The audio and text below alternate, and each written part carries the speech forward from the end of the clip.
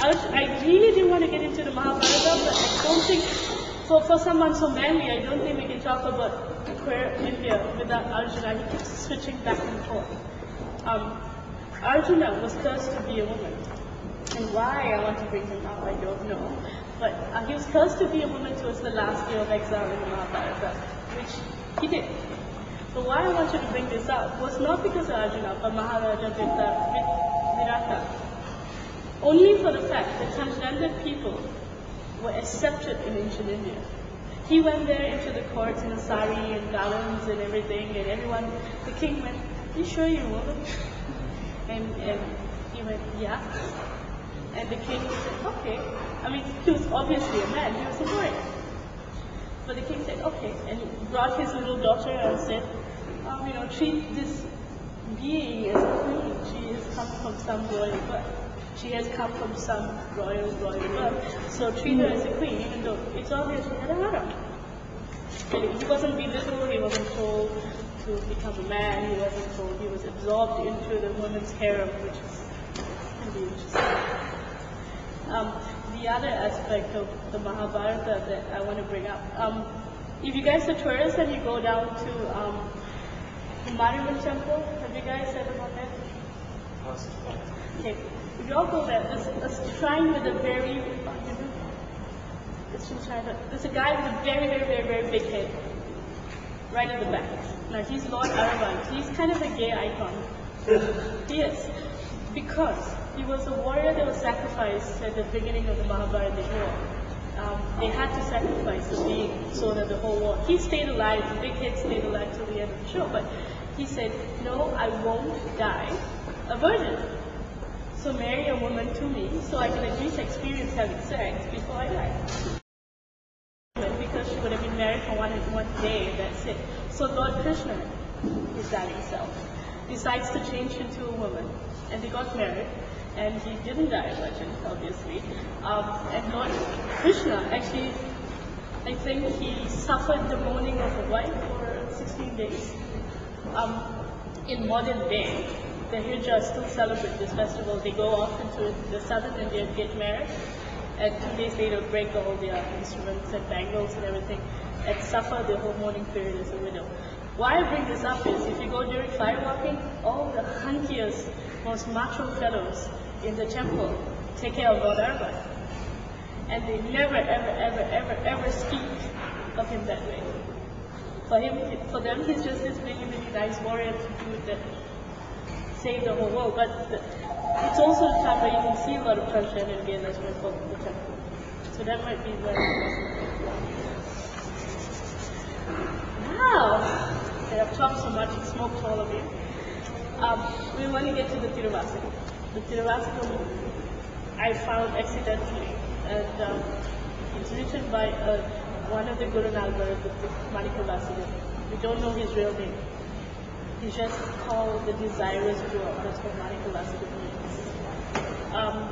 And he was a minister in the king's court, but kept losing money because he was so in love with the Lord, so to speak. We don't know what happened to him, according to history.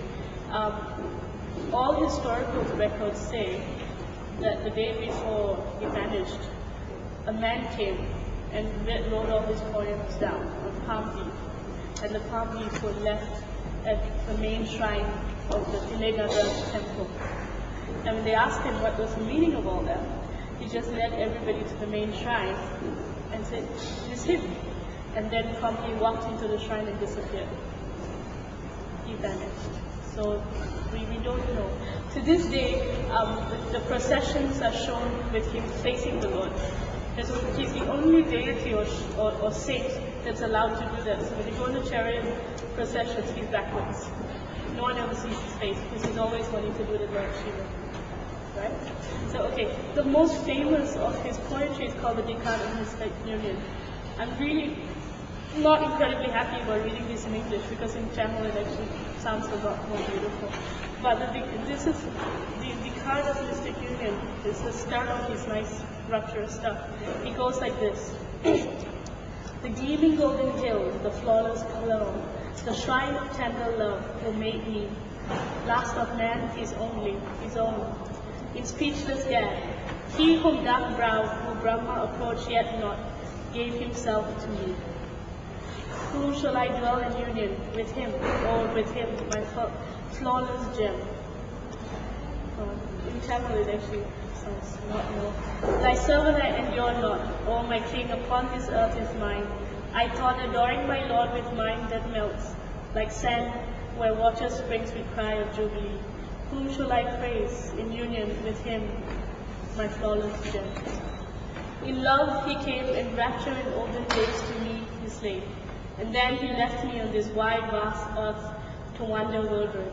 With floods of gushing tears and frame, transported, thrilled in joy and love. Heart to others thought, thou art fire, water, wind, earth, and ether. Him my soul won, to none can compare in joy. While torments flow, adoring hand, outstretched flower, fragrant wreaths. Now, outstretched fragrant leaves is probably the garlands you all see in Serenity Grove. If the Gandhava marriages include rings and a garland.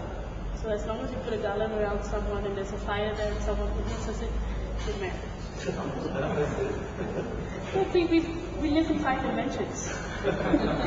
Somebody witnessed it somewhere, you know.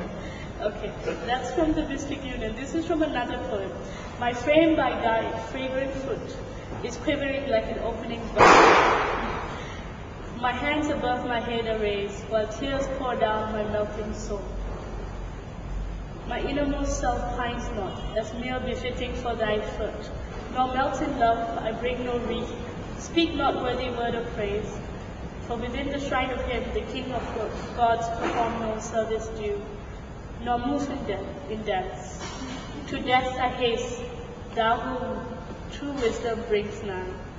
Thou honeyed sweetness, purest joy, soul's light, master who fills with bliss, the frame of those who trust in thee, giver of endless gift, of worth void am I, thou makest thine own.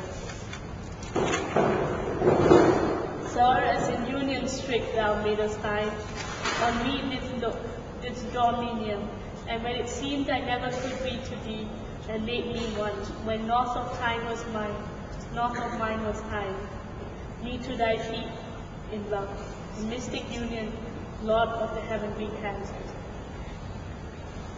In the hot blood of lust, for those ruddy lips, like crocodile, I eager plunge.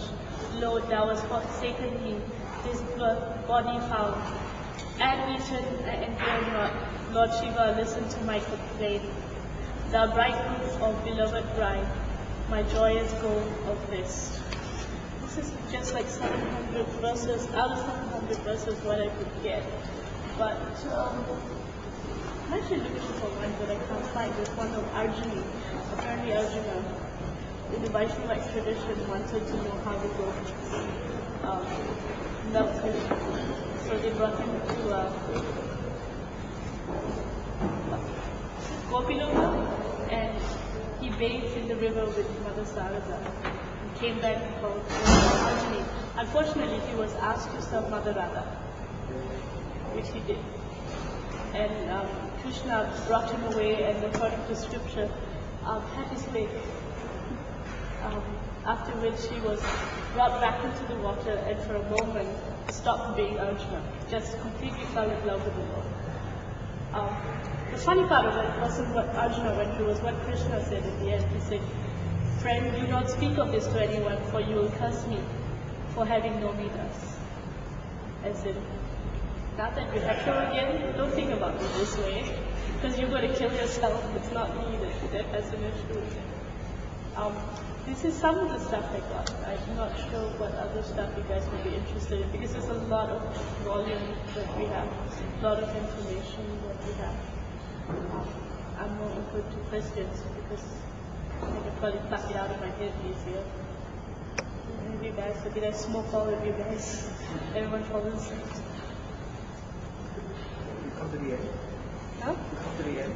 I can keep reading. There's 700 No, verses. I'll take a few questions. That's all I wanted to ask.